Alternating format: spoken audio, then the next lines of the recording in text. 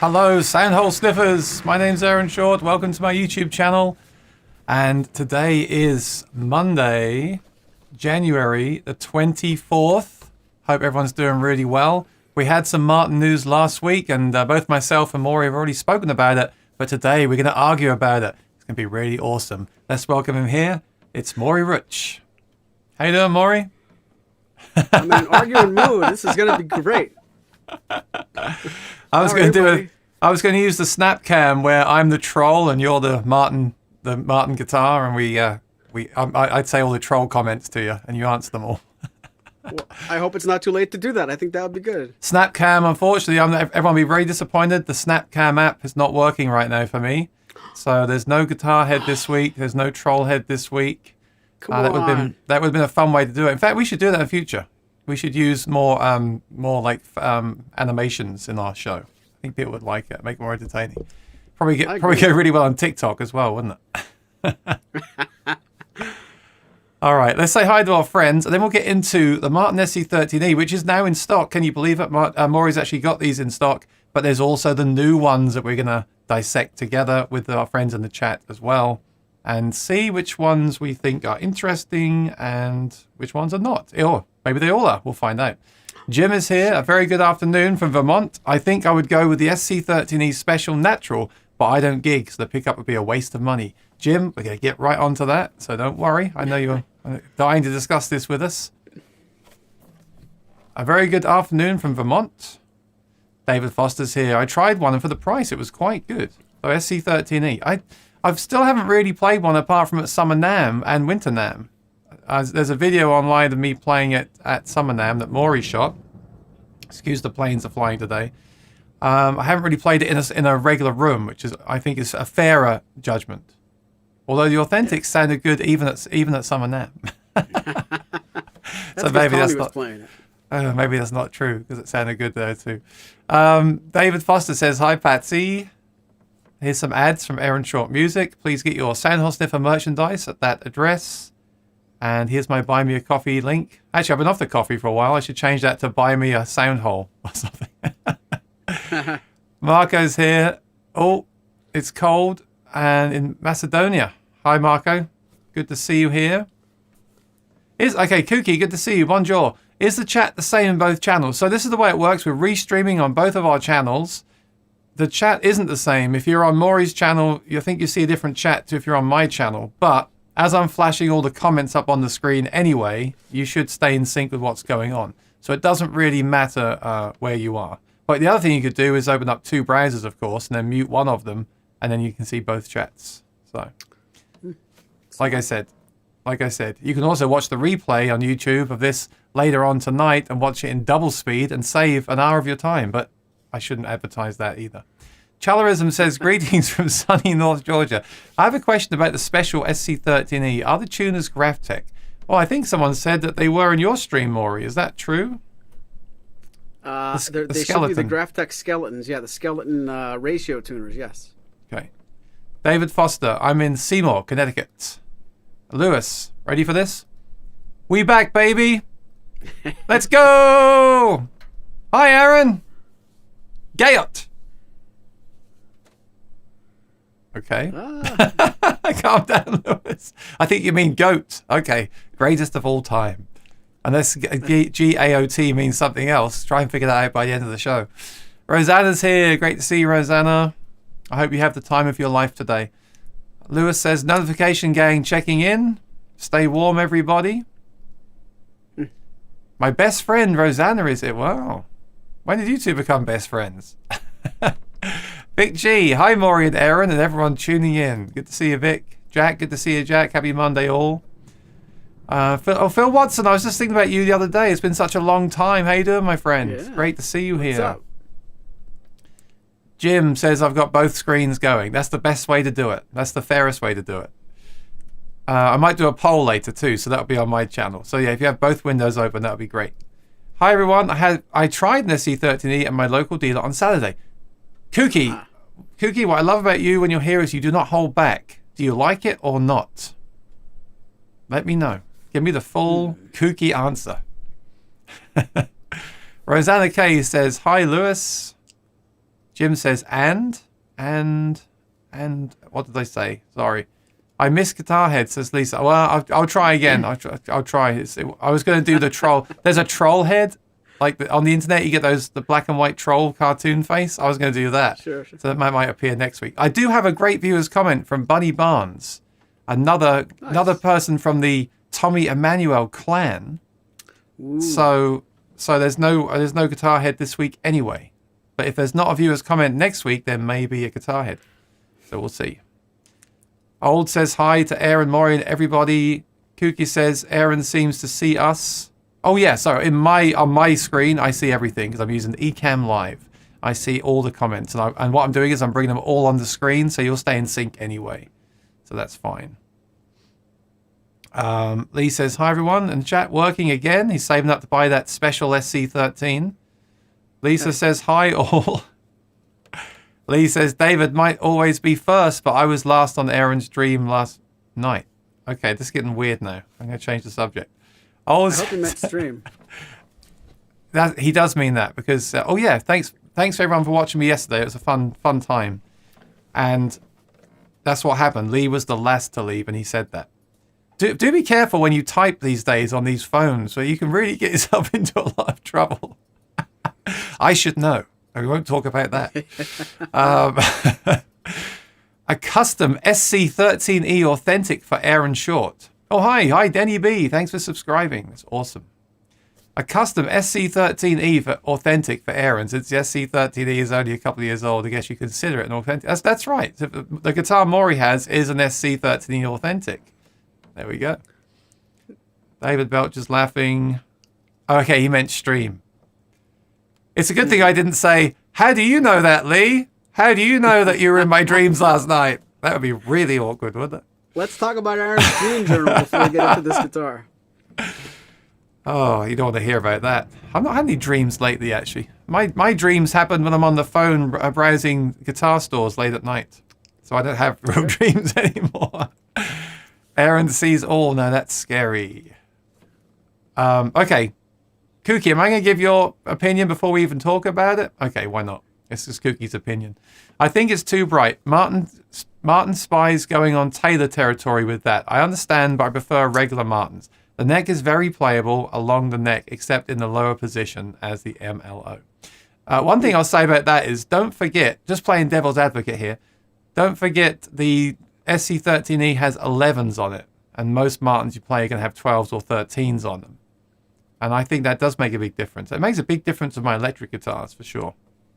So do bear that in mind. Whatever you do, like today I wanted to do a quick comparison of Maury's OM28 with this guitar, just so we have something to compare it to that we know, we're familiar with. But again, you have to remember that the SC is going to have 11s on and Maury's guitar is going to have 12s on. That is quite unfair, I think, in my opinion. So I'm not trying to be a Martin shill. I do think that you should take that into consideration. Rosanna is laughing.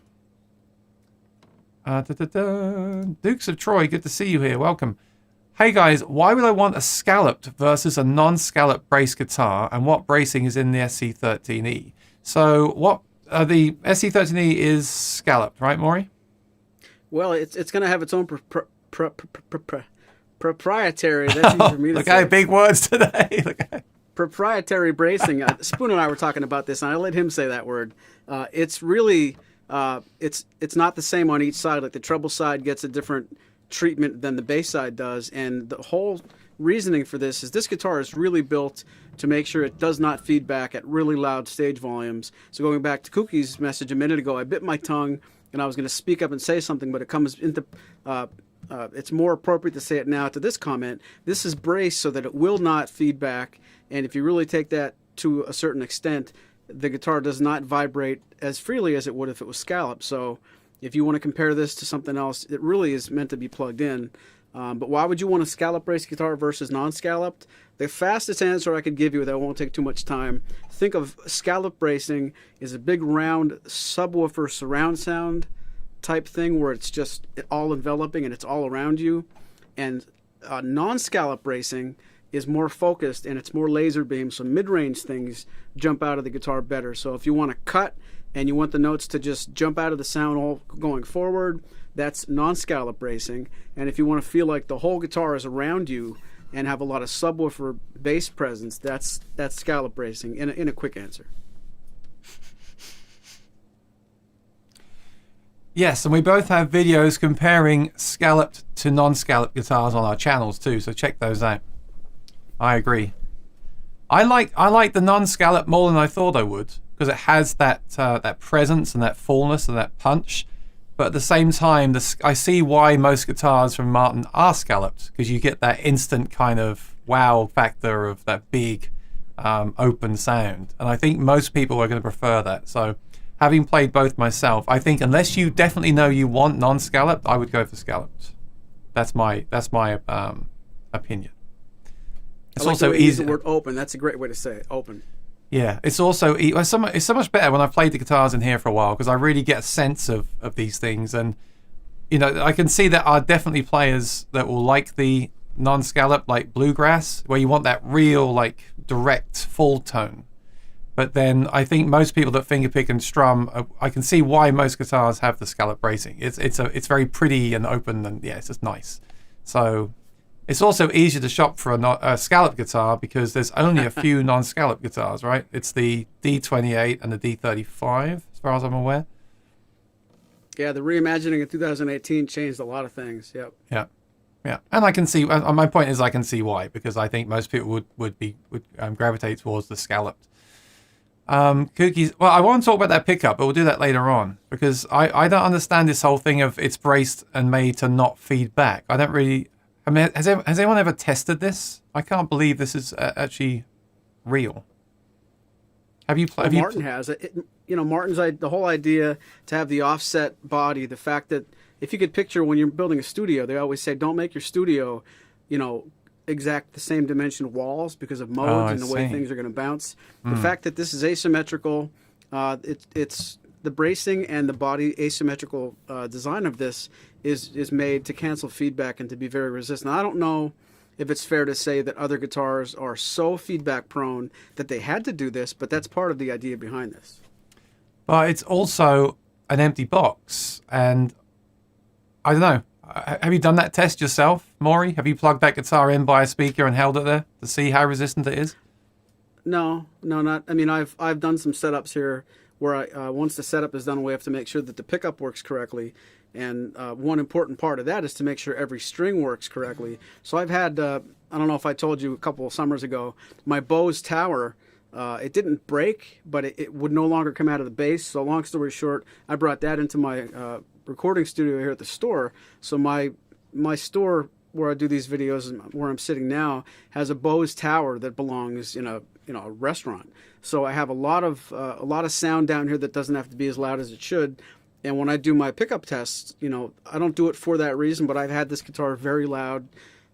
If you could picture when you're working on a pickup and you want to play each string one at a time, when you want to hear, make sure it's coming through the PA system. The PA system has to be a lot louder than the guitar that's in your lap or right on your desk. So I've had this really loud incidentally, but not for a test of that reason.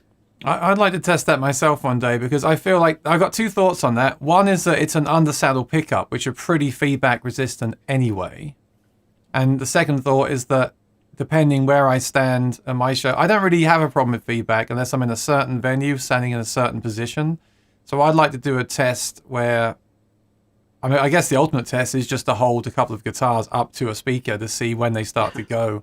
That's the most obvious test I can think of, but yeah, as a pickup fanatic, I find that an interesting concept. It makes sense what you said about the body shape, but I imagine it will still feed back if you get loud enough, because it's, like I said, it's an empty box. Also, depending what pickup is in there. So I wonder if they do release another version with a pickup with a mic or a body sensor, if they'll still say that, because it'll be a different situation than an undersaddle pickup.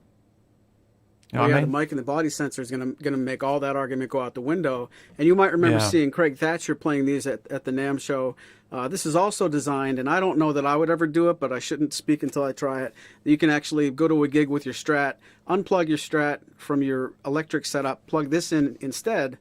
In that specific situation, I'm completely sure this guitar is going to need to be feedback resistant if you have overdrive.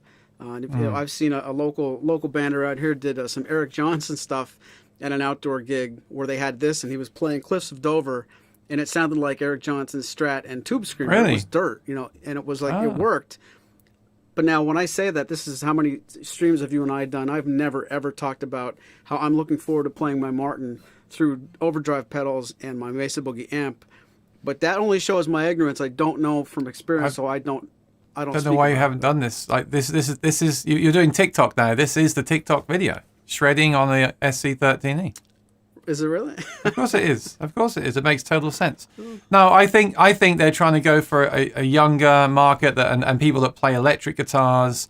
So they want to say to them, hey, you can switch from your electric to this, and you can even plug it into your amp. I personally don't think it's going to sound that great myself, because I've done that before with other guitars, and it's just, you've got the acoustic strings and you've got the acoustic pickup and everything, and you could block the sound hole, which I've been doing a lot lately if I really have feedback issues. I don't know. I want to say a disclaimer. I haven't really spent time with it, so I don't really. Anything I say today is just off the top of my head. Off the top of my head, I would like to know how feedback resistant it is compared to another guitar with a Fishman undersaddle pickup. That's all. So I'm not gonna go too long on stuff when I haven't tried it. Cookie says, I would like a standard Martin with this neck joint and mod V neck. Well, exactly. That's what happened last week. So last week, someone posted an email from Martin saying something big is coming, and had a picture of a guitar, and I looked at it and I thought, that's the SC body. So, of course, the first thing I thought was, this is the 28 series. I know Spoon says they won't call it a 28, but I actually just realized that what the name means. I thought SC13 meant the body shape, cutaway, and 13 fret to the body, but it doesn't. It means the 13 series. It's just a coincidence. So this is a 13 series guitar. So I thought, here comes the 28. Yeah. And I got really 13, really excited. So you don't confuse yourself. 13 is the trim in the Rhodes series. So Rhodes series is 10, 11, 12, 13. That's why they now have an SC13 and an SC10. So 13 is how high up you are in the series called Rhode. But yeah, if they make, and that's the irony. Somebody just mentioned they want to see this with a dovetail neck joint. Let me not get myself in trouble. That last question you just wrote or read out, did they want a dovetail neck joint or a modified V-neck? What did that say? Kooky wants this neck joint and the mod V-neck. He's all into the V-necks now. I don't think they'll do that. That's too traditional on a modern thing. Here's the irony, and Spoon talks to this point. You can't have a standard series Martin guitar with this neck joint. The standard series Martin guitar dovetail neck joint makes that a standard series guitar. So I think what you probably mean is everything else from a standard series attached to this idea. Yes. But the catch is you couldn't call it 28 and you couldn't call it standard.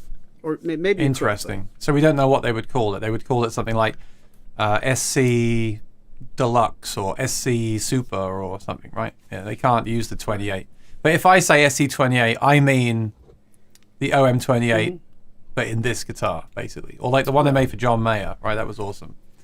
Let's be honest. The minute that the SC13E came out, didn't all of us just get together that afternoon and say, great, where's the 28? Like, I think it was immediate. Like, that's a great idea. Yeah. Do it our way. So it's not, yeah. I think Martin snobs like myself and maybe some people in the chat, who I won't name, may have thought that straight away. But I think also a lot of people thought, great, this is affordable. And I think that's what Martin are going for. You see, it's interesting with guitars because some companies release the high-end guitar. Okay, like let's take PRS Silver Sky. They released the guitar that's 2,500-ish. I mean, it was give or take when they released it. Right now it's 2,650. And then after 3 years, they then released the SE model, which is 850.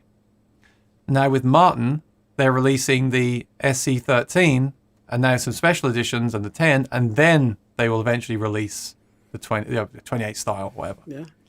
So it's the same marketing, but the other way around, and all companies do this with different products. Like Line 6, they released the Helix floor, and then for years they're releasing like the HX Effects, the HX Stomp, the Pod Go. They're all spin-offs of that same flagship. But Martin are going with the entrance guitar. Now I think that's because they think they'll sell. They want to get them out there. They want people to buy them. They want people to get used to them. And then I think they'll hit us with the higher models that are over $3,000. That's what I think is going to happen. And then if you can imagine it, if I played this like Kooky did, and I'm like, well, I love everything about it, but I really want the 28 version, I'm going to order one as soon as they're released, right? and I'm not going to speak out of turn because I'm not sure. I've only seen a couple of these prototypes. What if? And I don't want to get Kooky upset, but I'll probably make you upset at the same time. What if the 28 comes out, and because of the design bracing and the way this guitar is asymmetric, and because they want it to be feedback resistant, what if that sounds thin compared to what you want? Like if you look at an OM 28 in the standard series, the OM 28 Modern Deluxe or OM Jam, what if? Yeah. Just listen to me for a second. What if the SC28 isn't so much more impressive than this for those people? Then they've dedicated Nazareth R&D and Nazareth tooling to make this neck joint, and they could possibly be underwhelming. And that's terrible for me to think, but I have to think about it out loud. No. Oh no, I want you to, and I agree. I thought about that myself. There's no guarantee. I mean, it's likely that the 28 version will be better, whatever that is, but there's no guarantee. Like you might think, well, actually, that SC. No, I don't. Are you saying that because you got them in stock, Maury? Oh, no. I'm just kidding. So there is always that risk. We don't know what the next one will be like, right? We don't know what it's going to be. So you're right. That's why I might be really disappointed if I wait another 3 years and then that comes out and I don't really like it. So that could be a backfiring thing as well. Because I have an idea that some people might like that a lot, but not more than their 28. And if pressed, I bet you're going to have a lot of people who typically buy OM 28s and OM 42s, and they're going to look at this guitar in the standard equivalent, whatever would be the correct way to say it. If this doesn't make you forget about your standard series that you're comparing it to, it's not right for me to say why even try it, but I'm not surprised that they're in the Road series. And I have to bet that a lot of the marketing guys at Martin tried to go and see what are we really selling a lot of to the demographic that's buying stage guitars. Maybe the GPCs and the Road series are really, really good sellers, and maybe they have a real good reason to think this is where to put this guitar. Maybe not just to start with, but that's where it should stay. But we know there are higher end versions because John Mayer has one. So they're around, but we just no one's actually A/B'd them yet. And it might even be like the Silver Sky, SE versus the American made one. They're really similar. And some of the things that are different are more the spec that John Mayer wanted, that you might not even want as a customer. Oh.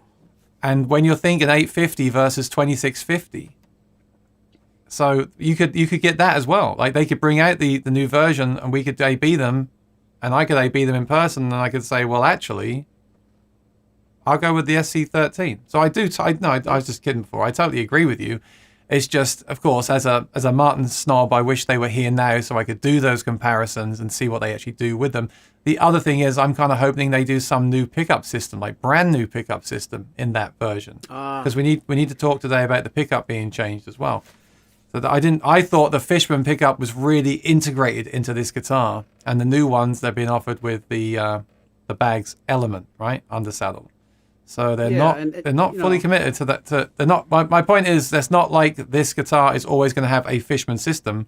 They're open to other ideas. As Chris Martin said on the interview I did with him, we have a long-term relationship with Fishman, but we see other people as well. Love that. That's good. It was. So then I was like, okay, here we go. Here come all the new pickup systems, and I'm still waiting for them. They see one other person. They don't see other people. They see Lloyd. Yeah, they're classy. They're a classy company. But gee, I guess I'm a traditionalist because I still find the offset S-shaped body unusual, so much that I haven't bought one yet. But I think, again, Vic, that's what they're doing. They need to get people used to this guitar.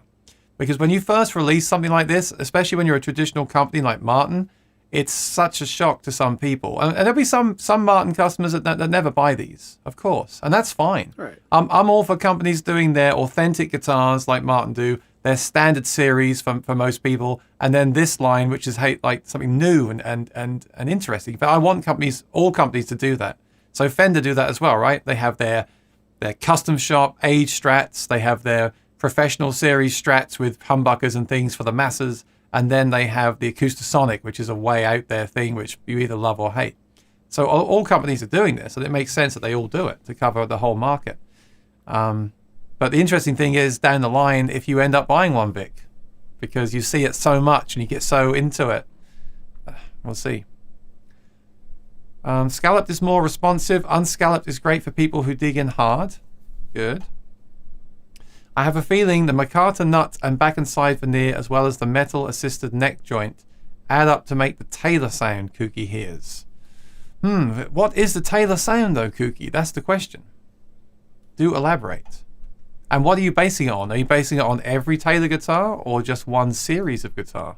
That's the other thing. Great question. Yeah. Because I've played a couple of Taylors that I didn't like. I've played a couple of ones that I did like. Same with Martin, to be fair.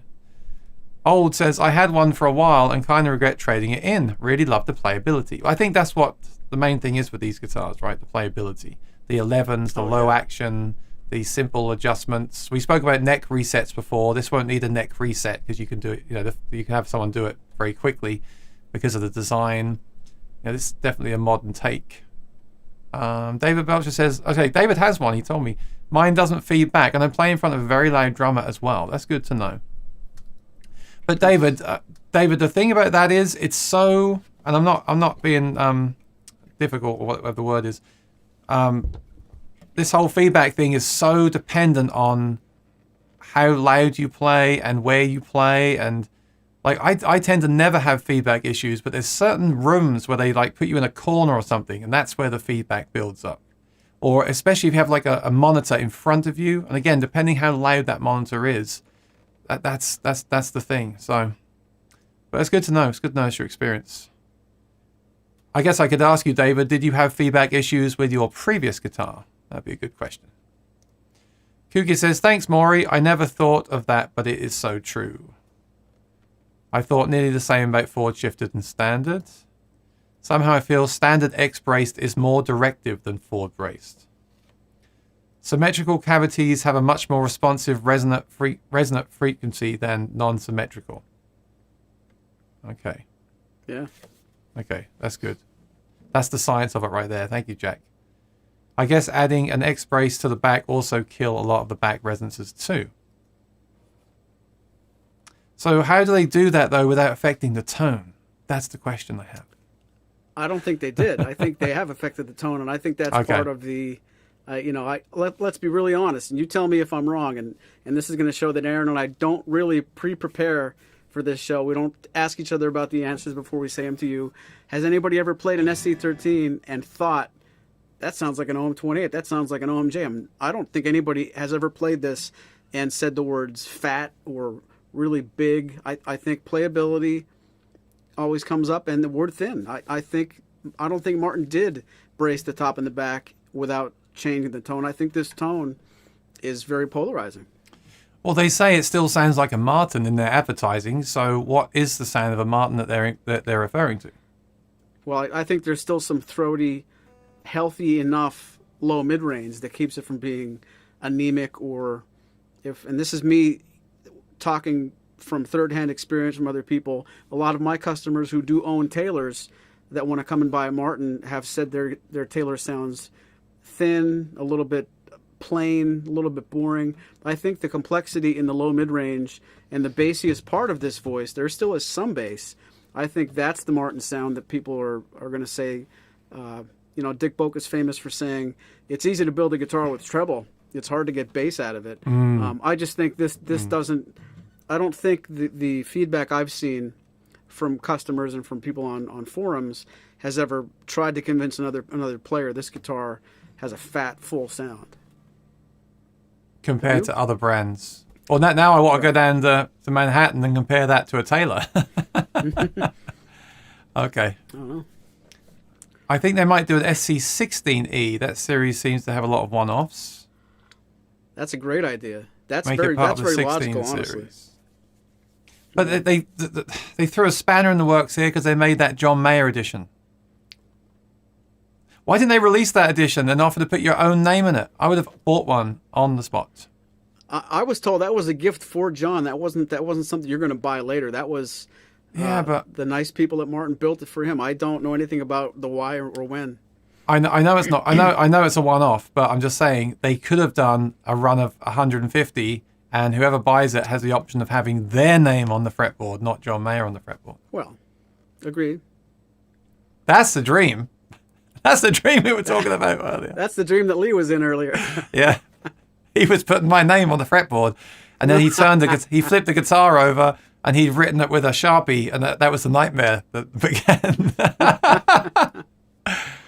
Oh man. Yeah. Oh dear. Chalerism. I just knew a new one would be all solid wood. I don't want the feedback resistance. Oh, I don't want the feedback resistance or asymmetrical shape. Martin does dread, strip low OM with both dovetail and simple neck joint.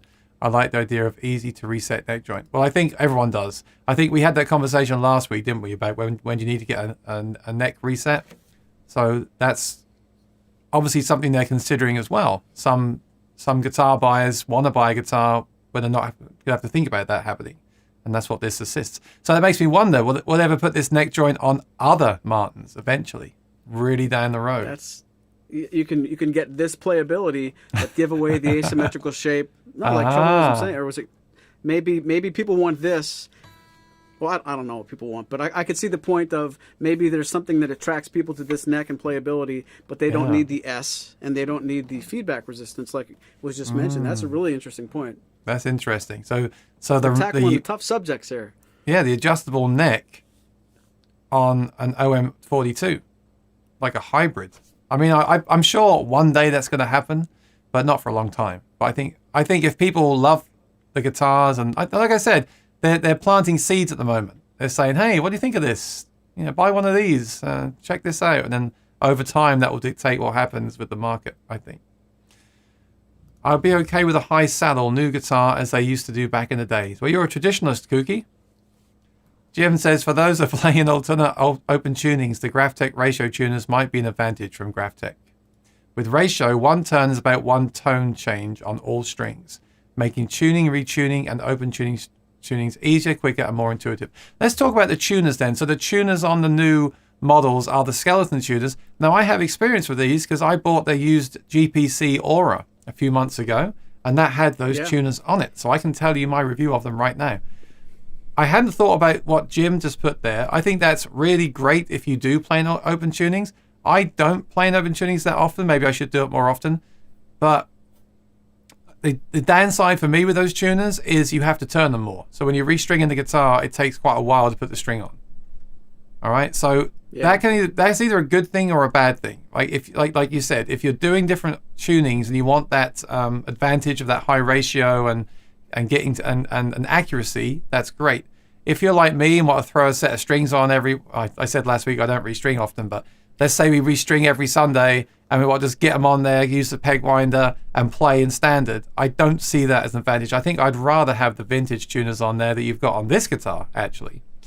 And once again, I always ask, is that a straight swap? We don't usually know because tuners are all slightly different. I'm guessing you can probably switch them. And I'm also guessing they put those on there to make them, well, it's called the special edition. And of course, that adds more perceived value to the guitar. But for me, I think I'd rather have the vintage tuners, personally. What would you rather have, Maury? It's funny, when I was doing a setup earlier on a custom guitar before it shipped, and I was tuning it up because I had to put a different set of strings on, and that made me immediately remember about, those skeleton tuners are going to take a lot longer to turn. Once I get started, I don't necessarily have any real preference, except my 1998 guitar. I can't stand my tuners.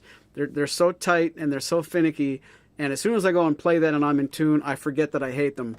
It's when I have to change strings that I remember. So I own a music store, and I've had a guitar here since '98, and I still have not gone through the trouble of changing those tuners out. So from my experience, I have to tell you, I'm not one of those guys that really thinks about tuners, and I should. But I've really... I can't remember the last time I've seen a brand new Martin guitar across any line, any series that had problems. I like the skeleton knobs enough, but I just kind of forget about tuners when I'm not playing.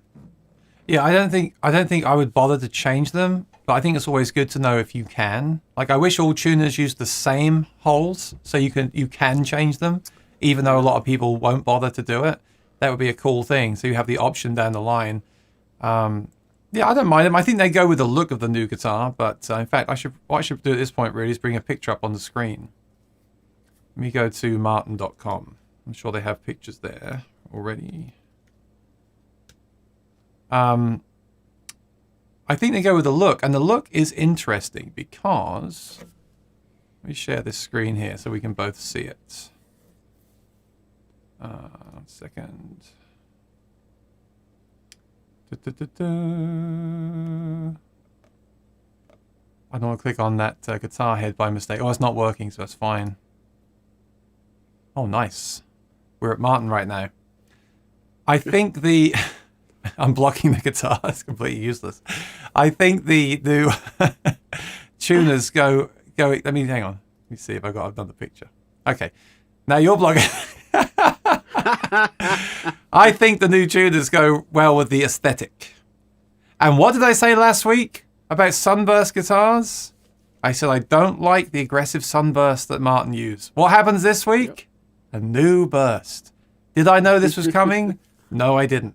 So just give me a few seconds to show off there. I like the new burst. It's a bit like a cross between a sunburst and an amber tone. I don't know in person if it'll be a bit darker. I'd like to see that sunburst a little bit darker, but I don't know. I haven't seen it in person. I don't know if there'll be any variation. But I like, it's got that look that I mentioned last week where it's got the more gradual fade. And I like that. It looks like a very classy guitar. And it's interesting that they've taken the blue off and they've made the dots empty. And I think that empty dot on the fretboard goes well with the tuners having the holes in them, the skeleton tuners. And also skeleton tuners are lighter, which is never a bad thing. Yeah, it is what it is. They have advantages, those tuners, and I mean, is there a disadvantage of having to spend a few more seconds winding the string? You might think so if you're comparing that to another guitar. If you haven't got another guitar, you might not even notice it. So, and like I said, I think it adds value to that as well. It's a special edition. I think a special edition would have something like that. So it makes sense. Let's talk about the pickup then. They do say, don't they, it's the upgraded pickup system. And people online are saying it's not much of an upgrade. And I think I agree. I like Fishman and LR Baggs both equally. I mean, as people. So and as yeah, but as a pickup, what pickups in the Sc30d right now? The MXT. MXT, but it's a Sonocore, right? In the undersaddle. Oh, it's their braided undersaddle element, yeah. Yeah, so it's a Sonocore. So, I think that's what they call it. So, Sonotone, maybe? Sonotone, that's right. But I think Sonocore is the strip, isn't it? I don't know. Doesn't matter. But that pickup, and then the LR Baggs one is the Element, which is basically what's in an Anthem. And the Anthem has the mic as well. So I don't know if I've ever directly compared the two. But if I ever had a guitar that had the Element, I would switch it out for an Anthem anyway, because they've already got a lot of the stuff in there. It's quite an easy upgrade. Of course, it's another expense to do it. I did that. I reviewed a guitar for Loudon, the Ed Sheeran one, just after the last NAMM show I went to, and that was a massive upgrade when I did that. It was a really simple upgrade. I did it myself, and it was a big difference. But of course, that is going to add to the cost. My biggest thing with the special editions is I wish they'd put in an Anthem SL. And I think the way the bracing is on these, you've got to be careful how you do it. It's not as straightforward as with other guitars, but I know people have put them into these guitars. So it's something that Martin would have had to have tried out to see how it would work, how it would sound and everything else. But for me, I don't know, like I don't think it's much of an upgrade pickup wise. I don't know. Have you sold any Sc30ds where you've changed the pickup, Maury? No, I've had a couple of people ask me about it, but they never went through with it. And brings me to another subject that I dare bring up with you and Kooky here. Are a lot of these customers who are slightly unhappy with the Sc30d going to just put it through an IR or put it through we talked about this 2 weeks ago and last week, an LR Baggs voice print DI or something that might not even be specifically really revolutionary, but can you dress up this sound? I know you can with an EQ or a preamp that's going to make you half as happy and not fool with the inside at all. Well, I just think as someone that's looking at the specs, like I think the Gold Plus, I said last week the Gold Plus is a great system. I wish they had a Gold Plus in them, just a basic Gold Plus undersaddle pickup, and not the Sonotone, the Sonocore, the soft one myself. And then it probably would get there with IR. IR doesn't fix everything necessarily like the voice print DI, in my experience, does not work that well with an undersaddle. Like, it can't remove that quackiness. It just adds more air to it. Kookie's thing might do, but how many people have got Kookie around to make an IR?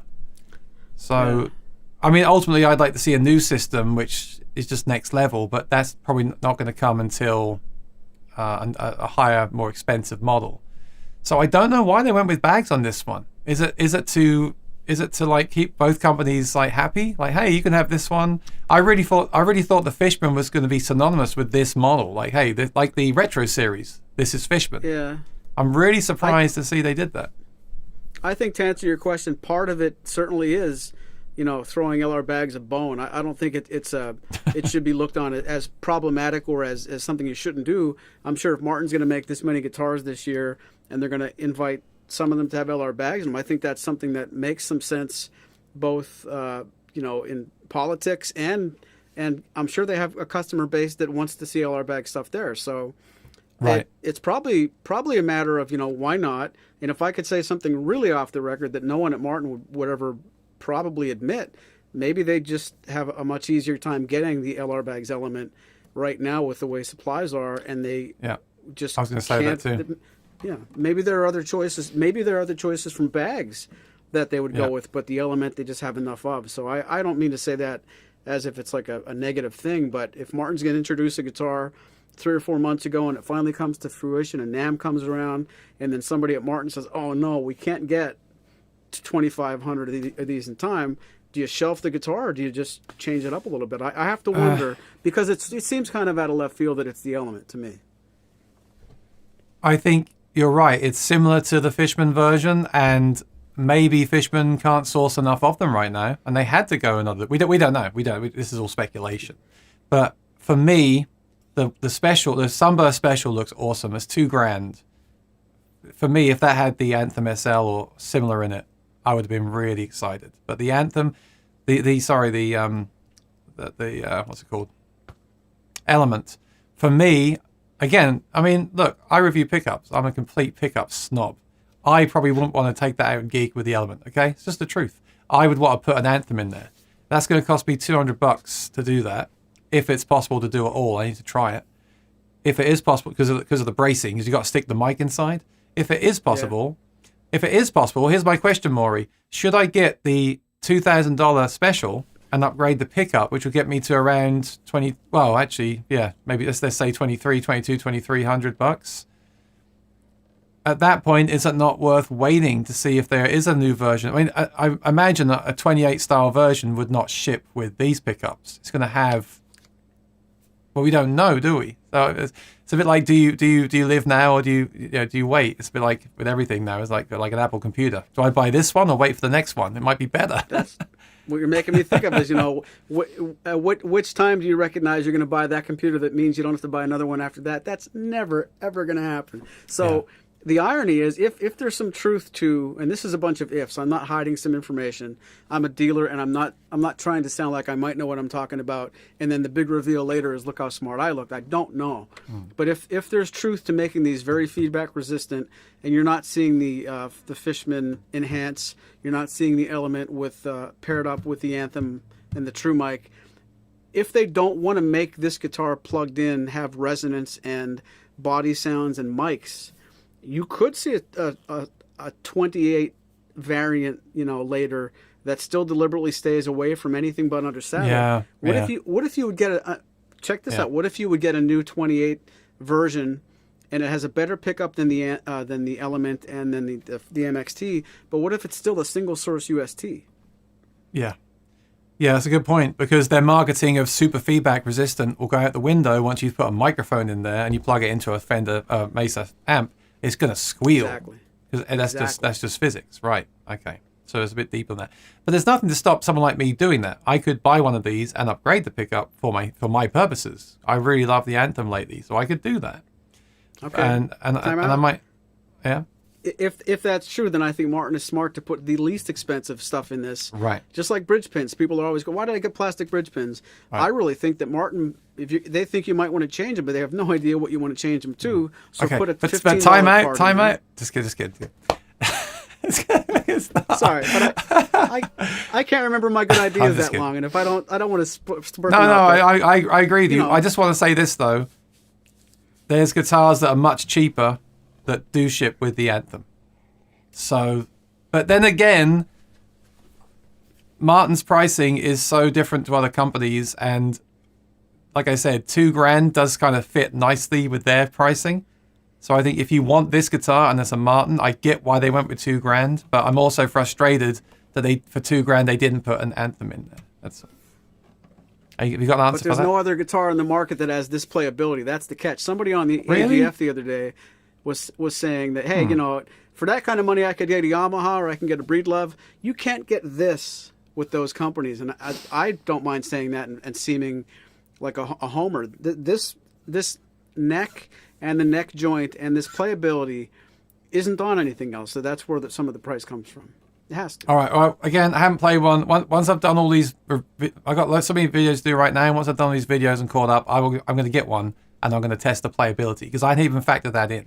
Like to me, it's just like, yeah, it's easier to play because of the new neck and the light strings, but I haven't actually tried to like solo on one and loop on one and play one all night long. So I can't answer that.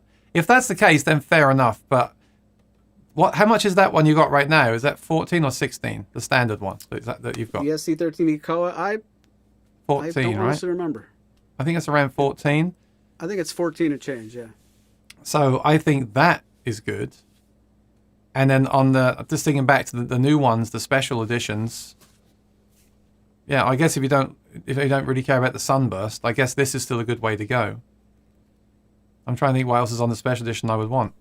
Especially if you're going to change the pickup system anyway, you can still just change it. Now, one reason that I did think it'd be worth me holding out for the special edition is I love the way they have the tuner in the sound hole. Can you show us that tuner in there, please? Absolutely. Just tip that bad boy up. We'll see it. There we go. I like this a lot because you can buy these from the aftermarket people, but when you turn that on, it cuts your sound. That is really, really cool. Actually, question, Maury. If you turn that on and unplug, does it not pop? Or does it still pop? I'm not sure what your question is. You know when you pull a jack out of most guitars, you get a bang through the PA system? Yeah. If that's muted, if that's turned on, do you still get that bang or not? Because it muted the output signal. But then when you pull the jack out, that's going to go off. I don't know. It could be either. I don't know that either. Should we test it? We will test it, yeah, later on. But All right. that tuner would be enough to make me want to get the special and then upgrade the Anthem and keep the tuner. Because I think when you take that out and put the Anthem in now, you're going to lose the tuner unless you're really clever and can figure out how to wire it back in again, which I wouldn't be able to do.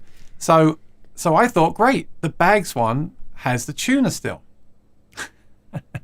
you know where I'm going with this, right? So I thought, I think I know. I thought that's not possible because Fishman said in their promo video for this version, they developed it with Martin for this model. And then I went on to social, which you saw because you're spying on me on social media. And I said to Martin, was it Martin UK, social media? I said, does it have the tuner still? They said, yes, it does.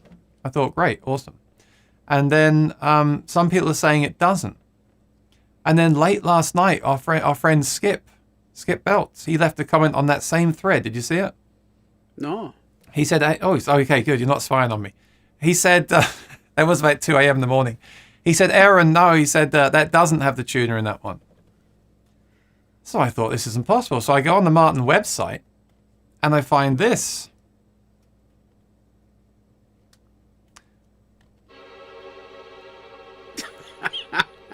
There it is! I said, yes. And like Detective Columbo, I sent an email to Skip Belts, and I said, Skip, just one more thing. I found this picture on your website. Your website! Yeah. And I thought, great, this is great. And then he replied and said, no, that's a mistake. Yeah. What do you think of that? Have you heard any clarification? This is going to be like the big myth of the week. Like, does it have the tuner or not? What's the matter with you? Yeah, and you know you did it. You killed both of them. You're fired. Get out of here. You're crazy. Get him out. Oh, you didn't play it, so you hear that part. I got the whole video on there, but I'll get copyright strike. So Sorry. Yeah, so I don't think it does. Yeah. I don't think it does. All right. But it does in the subject pictures. to change. If you can make Everything's some subject to calls, change. Maury, if you can make some calls and clarify this, I'm happy to be wrong. I want it to have the tuner. It has the tuner on the website pictures. But I think maybe they are like, I'm looking at it right now. Yep. Let me go over again.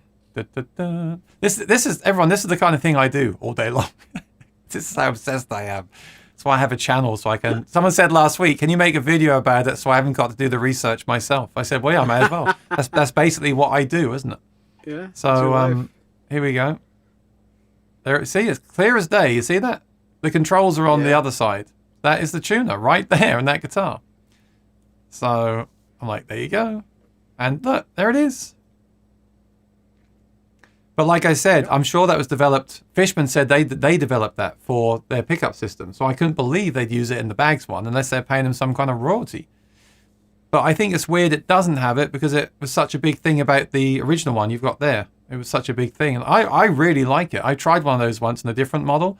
And I love tuners. I'm always tuning my guitars. I always want to be in tune all the time. And I love when it mutes the output as well. I think that's a really clever way of concealing a tuner in a guitar. And I'm disappointed if this special edition doesn't have that. So again, I'm just from talking about this now, I'm actually thinking to myself, I prefer the original version more than the special editions. What is there on the special edition that is...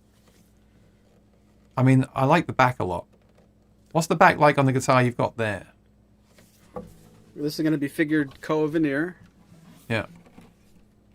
Yeah. See, I like the back on the special. But the only problem is, lately, some of these guitars have nicer looking backs than fronts, and who plays backwards, right? Why don't they put that on the top of the guitar? Because it'll sound terrible. All right. So, yeah, I mean, the best thing you can do in the chat today is tell me, do you own one of these Sc30ds? Do you like it? Did you get one and sell it? Let me know what your experience with it has been. And are you interested in buying one of the new ones? And I'm gonna create a poll as well towards the end to see what everyone's thinking. But I'm getting some good opinions here just from talking about it. We'll hear it in a second as well, believe it or not. We're actually going to play the guitar.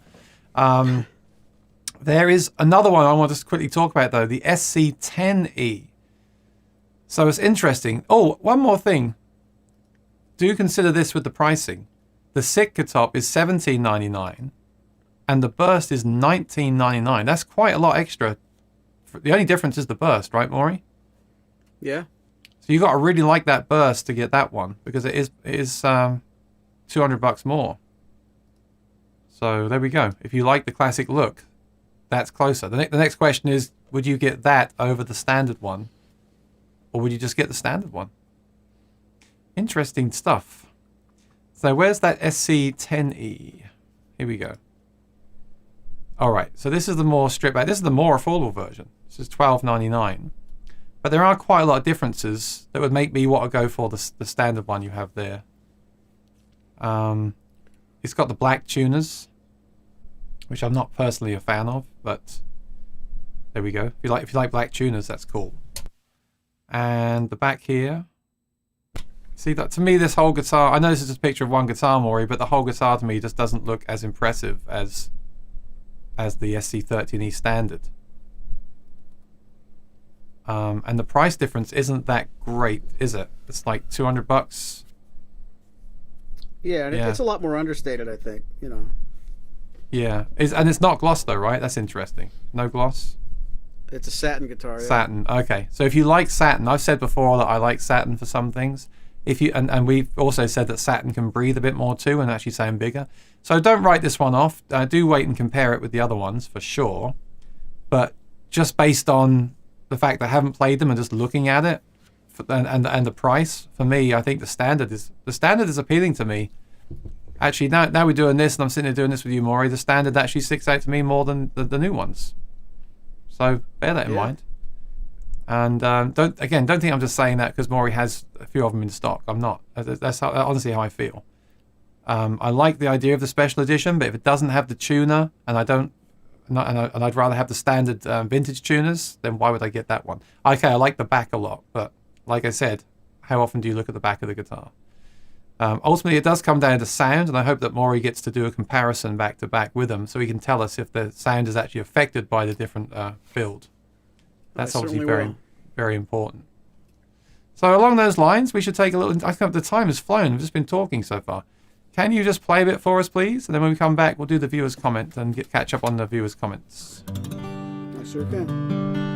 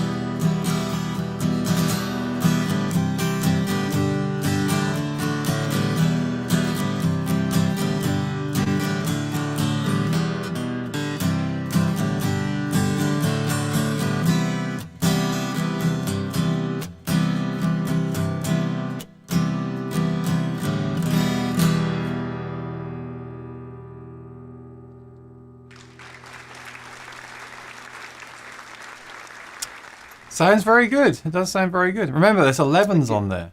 It's 11s on. I'm talking about the guitar, not the playing. But remember, that's 11s. Remember, that's 11s on there. Maury's not getting my jokes today. I'm going to get in trouble. I get it. I had a thought, but it's gone. Zach says, hey, Aaron Short. Good to see you, Zach. How you doing, buddy? Vic G says, I completely understand what Maury's saying about the SC28. If it will end up being 3 times more expensive, it would be very underwhelming if it's not 3 times better than the SC13. Well, also, the SC13, I think what you're saying is it's such a new thing. Maybe it just works with those woods. Who's to say that a more expensive one is actually going to sound better? It might just be more of a bragging rights thing, right? So I get it. Taylor is super bright. They are maybe less feedback in mine too. Okay. Taylor sound is focused on a sweet string tone. No boom, no warmth, no low mid growl. Mostly string tone and brightness. I agree. I wouldn't say bright, but I think the ones I've played, they don't resonate as much. And you could argue that's good for on stage. But do you play on stage is the question.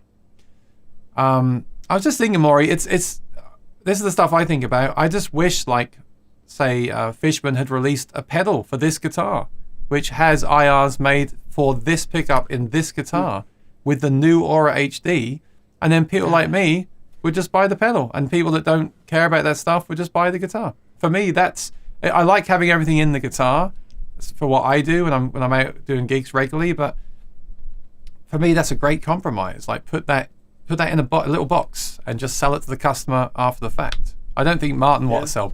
I don't think Martin want to sell pedals, but Fishman could easily do that. They keep saying they're going to bring out like Aura HD in a new kind of format for the aftermarket consumer. If they do that, what a great opportunity to throw their own IRs that they've done in their studio in that pedal and sell the pedals to customers who already have the guitar.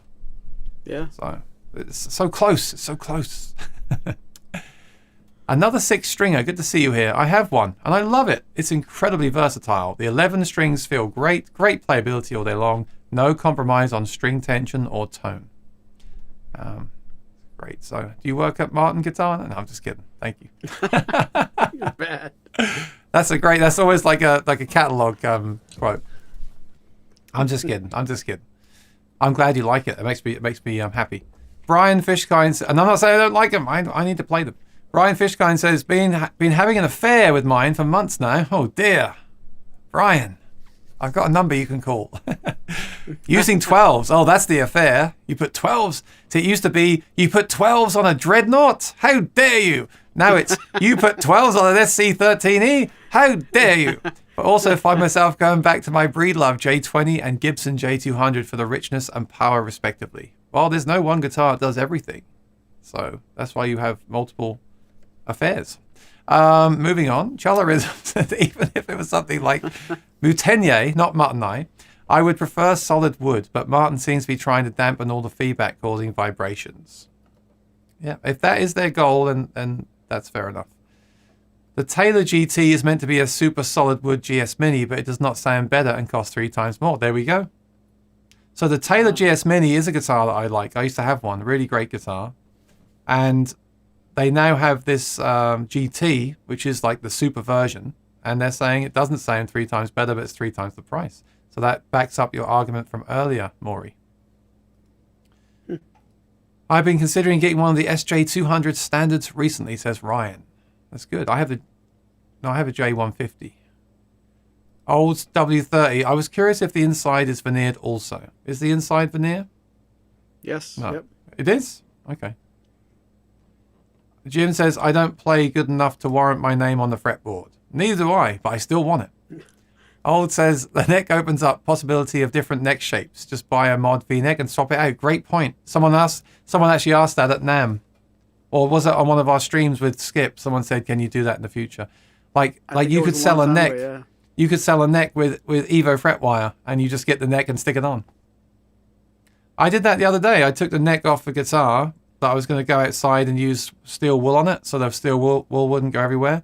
I took the neck off and I just carried it outside. I thought to myself, this is great. If you're flying, you just take the neck off your guitar and fly with the guitar in 2 pieces. So I don't think that's Martin's aim, but they could do it. They could sell different necks and you just bolt on the neck you want. Not well, I shouldn't say bolt on. It's not a bolt on. David Belcher says, weren't these designed with the ability to buy a different neck shape in the future and change it out yourself? I don't think they were designed for that, but we're saying that could be a possibility. You could do that down the line. I don't think they said that, David. If you find that information, please send it over. What if John Mayer asks this neck joint for his next OMJ? Oh, just wait. Just you wait. You'll be buying a D45 with this neck soon, Kooky. We're on the same wave today, Olds. Jack says the plugged-in sound is always going to be more important than the unplugged sound. Designed for the stage, and I think that's great. Yeah, they've got a tough one here, though, because I think they're trying to do both. Like I said earlier, they're trying to say, look, this sounds great unplugged, it's a Martin sound, and it's designed for the stage as well. That's a tall order. More from Graphtec. You get fine tuning on the thicker core strings and coarser tuning on the thinner core. Anywhere. Okay, so the ratios are actually different. Okay, so they're not all the same. They're not all high ratio. They're all different. So when you turn one of them a full turn and the other one's a full turn, they all turn the same. Right. Which is clever. Which is very clever. But then, like I said, on some strings you will notice it takes longer to restring. So the high E is 39 turns for 1 rotation. You see? That's quite a lot. I like the butterbean knobs over the skeleton. I'm a plain Jane kind of guy. Well, they have that modern look. And the guitar is kind of a modern looking guitar. So I don't mind it. But I also am a fan of the vintage tuners. Nice job with the burst. I agree. Will this burst appear on other guitars? That's a question. I like the Grover, like on my D35. Most don't, but I do. Yeah, the big ones. Yeah, I like the vintage tuners, open tuners, but that's good that you like those. I switched to Grover open back on my D15, and they are fine. Couldn't you just run the Spectrum? This is my point, Thomas Moore. The Spectrum DI is still a great pedal, but there's nothing in there that would suit this pickup and body shape. If only Fishman would take this into their studio and make some some new Aura images with the HD, and then allow us to download them. If you purchase the guitar, maybe put a download code or something, you can download them and put them onto that pedal. Yeah. That'd be a great way out of this situation. Yeah, because now I think about it, they probably won't ever put a mic or a body sensor on these guitars because it will add to the feedback. Aura HD is a great way to go. Or whatever bags end up making the voice print DI into. I'm sure they'll keep developing it. But Aura HD would be a great way to go. Just sell a little pedal as an accessory. Yeah. The bags element is a significant upgrade over the Oh, you don't like the Sonicore, David? Sonicore isn't great. Element is probably... Yeah, I might agree with you. It's a bit better. But for me, I wouldn't really be that happy with either of them, I feel. I like the Element as part of the Anthem. But I do like the Gold Plus. But I'm sure the Gold Plus costs... No, there's two things with those Gold Plus pickups and the Matrix pickups, Maury. They cost more to make. They're also more delicate because the Sonicore and the Element are both made of that soft braid, like you said. They don't break. Like the fish from Matrix, if you're not careful, you can just break it apart where it's soldered together on the pickup and the wire. And with these ones, they're just one piece of soft braid cable, so they're much easier to throw in there and move it on. So that's and more consistent probably too. So they're less fragile. Let's just say. I know some people had issues with the Matrix and the Acoustasonics because they're quite fragile. Oh. So that's why. And actually, the new Acoustasonic uses the Sonotone as well, and that's probably why. It's all making sense. It's all making sense. It's also a cheaper guitar. And hey, they did it too. They started with the $2,000 Acoustasonic, and now they have the $1,200 Acoustasonic. So there you go. They went from expensive to affordable. See?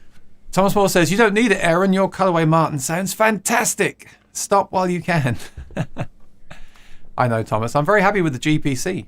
Like I said, the colorway on GPC isn't that great for accessing the upper frets, but I like the kind of classic looks of it. I like the fact it's a 28 style instrument. But I can't ignore the SC13E because it is such a hot guitar. So, you know how it goes on YouTube. Would I replace my gigging guitar, which is the GPC 28, with a SC13E with an Anthem in it? Can't answer that question. Maybe I would. Is the Mon Deluxe neck the same as the SC13? So the SC13E neck is a unique neck, right, Maury? Yeah, they're very similar, but I wouldn't say they're the same thing. So is that neck as thin as the Mon Deluxe? Nope. Okay, Not because exactly. I find that one a bit too thin, so that's good. Oh, Jim said SC13E is 1600. My bad, 1600. So special edition is 200 more, and then burst is 200 more again. And the 10E is 13. So the 10E is $300 cheaper. I don't know. I'm just suddenly lost a lot of interest in the new ones. I'm thinking more about the standard one. Well, let me ask you this, Aaron, as a back and forth. If you never heard about the SC13E until today, and now you heard about all four of them together, does that change your attitude about any of this argument? You know, if you're discovering all four at the same time. Well, I want people in the chat to tell me what they think, but I think, and I'm just talking very off the cuff and openly here, I love the new burst they've done, but I think $200 more just for the burst, when I'm also a big fan of plain tops, is kind of a no for me. And then the fact that the other one is 200 more than the standard with the plain top, but I'm not a huge fan of the tuners. I don't consider the pickup to be a huge upgrade, especially when I would probably switch it out anyway. Kind of writes that one off, which brings me to this one that you've got there, which I think is 1600. I think that's good. And then the 10E is more affordable by 300, which is a lot of money. But to me, that makes too many sacrifices in my mind. I'm not saying this is my opinion. They've taken the gloss away. They've changed the tuners. They've changed the pick guard. I think they've changed the pick guard. They've changed a lot of things on that 10E to save you the $300. And if you only want to spend $1,300, or you can spend, that's great. But I think the one you have there is still the sweet spot in the lineup. Yeah, and I'm not just saying that because Maury has them in stock before anyone says it. That's just the conclusion I've come to. That's just but I do think it's conclusion I've wrong come to assume that everybody fell in love with the 13, and now we have to look at these new 3. A lot of people might find out about this one at the same time. So, Right, it's raising awareness of the original model and showing that off too. I mean, all this, it's all business, isn't it? All this stuff is thought through, I'm sure. But all I'm offering, again, I haven't played them. All I'm offering is my opinion based on the money and the looks. I think this one is a good sweet spot still. So, there we go. But I'd love to compare them all back to back. Image Bearer, how you doing? Wait, the sound hole tuner is something you buy separately. So other companies make these and you put it in the sound hole. The thing is though, it's not stuck to the sound hole, so you can still see it over the lip of the sound hole there. And it doesn't mute the output, and the battery is inside the tuner. So you're going to have to take that tuner out and then change the battery in the tuner. There's also tuners that go on the back of the headstock. You take a tuner off, the actual tuner on the back of the headstock, you take it off and you put a tuner into that screw and it sits on the back of your headstock. That's a really good way to go as well. But again, it won't mute the output. I really like the design of this tuner. And again, Maury, the fact that we now know this isn't on this, it's crazy, right? That something like that feature would make me go towards the special edition. But I tell you what, if it's not on the special edition, that's one of the factors that would push me to that model. That puts me back to this one again. Because suddenly I've got the tuners I want. I'm talking really off the cuff for everyone. Please don't take this as please don't. Thank goodness we're not live on the internet right now, and everyone's got a record of me saying this. I prefer the traditional vintage tuners, right? I like the tuner. Why would I go for the one that costs $200 more? And why would I go 200 more than that if I don't absolutely love that sunburst? So yeah. And to me, the SC10E has too many changes that I don't like, so that's where I come. Now this is a great time to do this. I'm going to do a poll. I'm going to make a poll while Maury plays again, and then we're going to do our viewers' comment while you're doing the poll. The poll is going to be: do you have no interest in this model at all? Do you own this model? Are you interested in getting one? Am I missing an option here?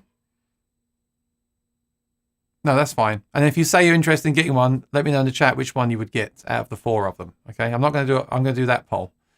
Okay, so let me just create a poll. Okay, I really should have planned this before, Maury. Would you get... Excuse my English here. So would you get none of them? I own one already. Or I want to get one. It's terrible. Okay. All right, the poll is posted. In fact, no, let's go. I apologize. What I wanted to do there, Maury, was you just played before. I wanted you to use that tuner to see if you were in tune. I noticed you were tuning by ear. I was going to get you to check your tuning. I forgot to do it. And don't lie.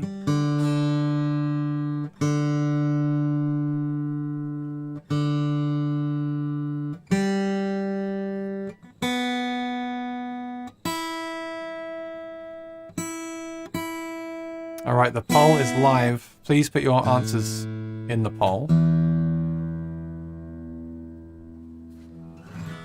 And Jim has a question. All right, but I promised I would do viewers' comment this week. I promised that I would do this to Bunny Barnes. Viewers' comments are back. Awesome. And here it is. Oh, she's gone. Bunny, where are you? There we go. So look, this is what you call a viewer's comment. A document, typed out, photographs added. Thank you, Bunny Barnes. And also check out her YouTube channel because she's a great fingerstyle player. And I mostly know her for playing Maton guitars because she's got some Maton. She's got the little mini Maton that I used to gig with for years. And she's got a larger one too, but she's also got a Martin. So this is her Martin story right here. I'll just read it out for us. I used to play this guitar a lot and use it as my travel guitar. But at one of Tommy's camps, that's Tommy Emmanuel, I had Tommy, Richard Smith, Frank Vignola, and Vinnie Raniolo sign it.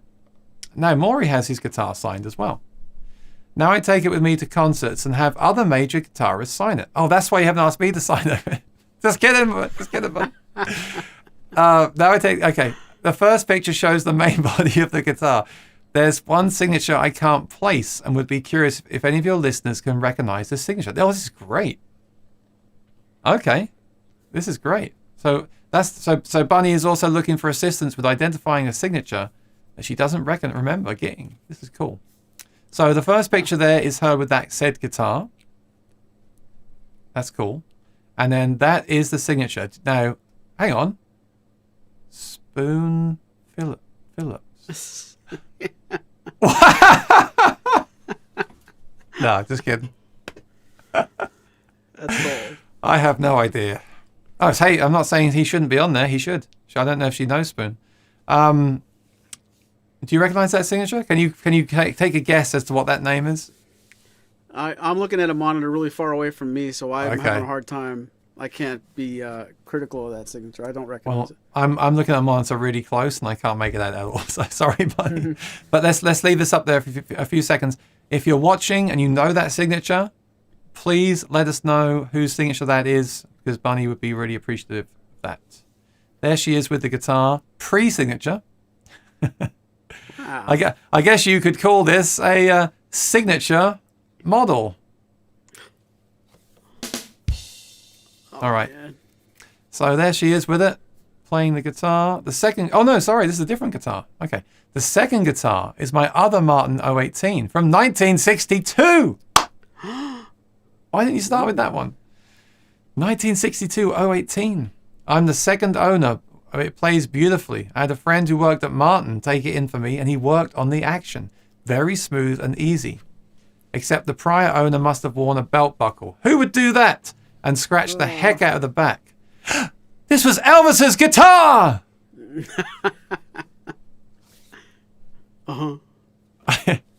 You can see the scratches in the second picture. It's a lovely vintage guitar. It could be. He used to wear that big old belt buckle. Okay, here are the people that have signed the Baby Martin. Tommy Emmanuel, Richard Smith, Frank Vignola, Vinnie Raniolo. I'll just read through some that I recognize here. Oh, Tom Bresch, cool. John Knowles, Lawrence Juba, John Standifer, nice guy. Parker Hastings, Molly Tuttle, Joe Robinson, Maury Rutch, Martin Taylor, Jerry Douglas, Leo Kottke. Wow. No, I'm looking for Jackson Brown. No, sorry, not there. Wow, that's so cool. Really cool. Yeah, Maury has signatures inside the guitar. Yes, Bunny, thank you. And I tell you what, Bunny, maybe you could play a non-copyrighted song on your 018 vintage and send me a video and we'll play it on one of the future shows. If you're watching, yes, that would be really great. So I'll give you a round of applause. That's great. And once again, if you have a viewer's comment, please send them to sayhi@aaronshortmusic.com, because if you don't, you're going to get the guitar head again. Here's the address on the screen. Thank you, everybody. That was awesome. Thank you for that. I love when there's a cool story as well. I love when there's a story. I bought it used and I had it redone and I've used it for this and that. All right, let's go through some comments here. David Belcher, my SC has about 1,000 hours of the tone right. So David is a fan of the tone right. Ah. And he's been running that on it. That's interesting. Has noticeably more bass and mid-range. It's louder unplugged. Sounds a lot like an OM. Wow. Ooh, there's a test I'd like to try. That's a good story. Yeah. I also switched the strings to nickel bronze 12 to 52, balanced set, and added titanium bridge pins. It holds its own unplugged, playing with dreadnoughts and OMs. Wow. Okay. I mean, I gotta say, going up to 12s is going to make a noticeable difference to me. And those bridge pins do add bass, I found when I reviewed them. So I can see that. Not sure about the old tone right yet. I've yet to try that. But that actually would be a great guitar to try it on. Jim says the Dario PWCT15 NS Micro Soundhole tuner. Do you sell those, Maury? The Soundhole tuners? I don't know about that model name, but I know we sell a variant of them. Yes. I use those as well, Jim. Quite like them. Interesting, very affordable too. Thanks, Jim. Not really interested until I play them. I agree, Thomas. I agree.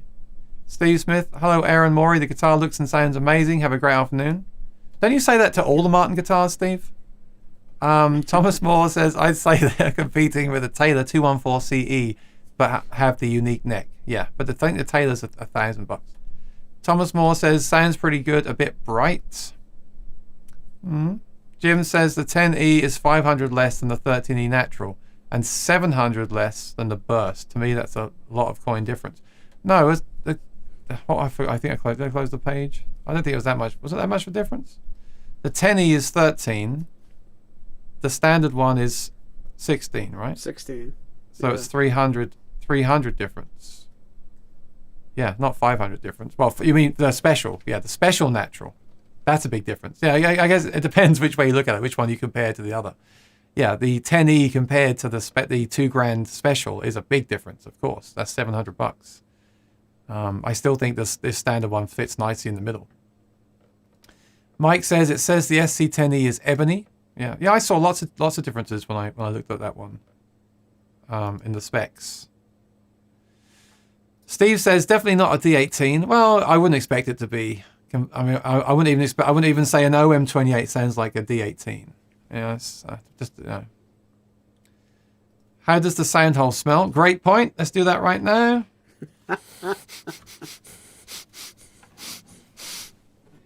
It's not going to smell like a 28 series, I know. It smells like 15 less than a 28. Yeah, it smells a bit like an S shape. Jim says, hey Brian, is that an Emerald 12 string in your profile picture? Please tell us about it. Victory says, when Maury was playing, were we hearing the guitar acoustically through the mic in front or through the pickup? Vic, if that was the pickup, I'd be selling everything and buying one right now. My button, I'd leave the stream and I'd be ordering right now. That was through the microphone. Fair question. That was the mic. Oh, have you got that? Have you got a cable plugged in? Can we hear it plugged in?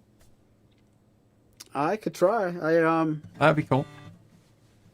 Mike says, "Fish." Leaving my post to get a cable. Yeah, go grab one, and I'll keep doing the chat.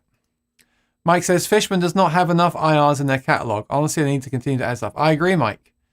I really like the Aura system and the pedal and everything. I wish they'd make a new Aura pedal with the material they use on their EQ pedal, because the Aura pedal is quite heavy. The new EQ pedal is much lighter. And I wish they would allow us to have more images on the library. I want to see HD images, and I want to see the ability to make our own and also their own as well. I don't understand why there isn't an SC13 Aura image available right now. That would be really cool. Bimo said, how do they sniff? And the answer is not like a 28, not like a D18. Brian says, I'd love to respond to your question, but not sure how to respond to you, and don't wish to hijack Aaron and Maury show. You can, I just won't read it out. If it's completely unrelated to the stream, I'll just skip it, Brian. So don't worry about chatting between yourselves. Bimo says, burst may be worth it if it smells better. Of course, you're right, Bimo. It's worth the extra hundreds of dollars for the smell alone. Of course. Jim says, I'd like to hear you two discuss why pay $2,000. Okay, that's a good question. I'm going to bring that up to Maury in a second. Image Bearer says, I would go the 10E route. I'm a strumming singer, but a lead acoustic like this would be nice to have. I dig the Black Open tuners too. Okay, doesn't this thing take distortion well? Supposedly it does. Got me interested in that now. Remember I reviewed, if you haven't seen that, I reviewed the Fender Smolder distortion pedal a while ago for Fender. That was really cool. That would be great, a great pairing with this. Signature could be Clapton, says Bimo. Steve is not a fan of the cutaway models. Yeah, a lot of people don't like cutaways.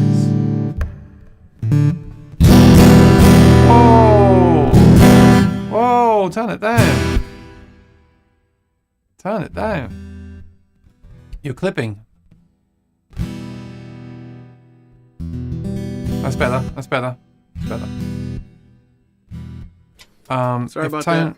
That's all right. I thought you were trying it through the Mesa Boogie. If Tone Right opens it up, a VTS top might help the thin sound people hear. I really think the strings are a lot to do with that. I really do. Like, I was just thinking the other day on my Strat, I got a Strat with 10s and a Strat with 9s, and the 10s sound so much fuller, but they're so much harder to play than the 9s for me. Like, the 9s are so easy to, those they call them boomer bends now. I would say Gilmore bends. You do those big bends on those strings. It's so much easier, but you definitely lose a lot of tone, I think, especially on a clean sound. Maury, don't sniff too hard. The veneer glue might get you. Mean. So mean.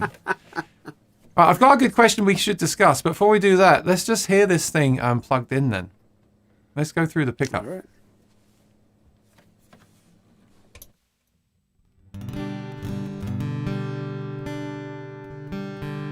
Let's try that tuner out.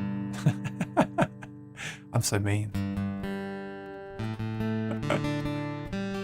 This is the one demo that cannot be out of tune because you have a tuner in the sound hole. Okay.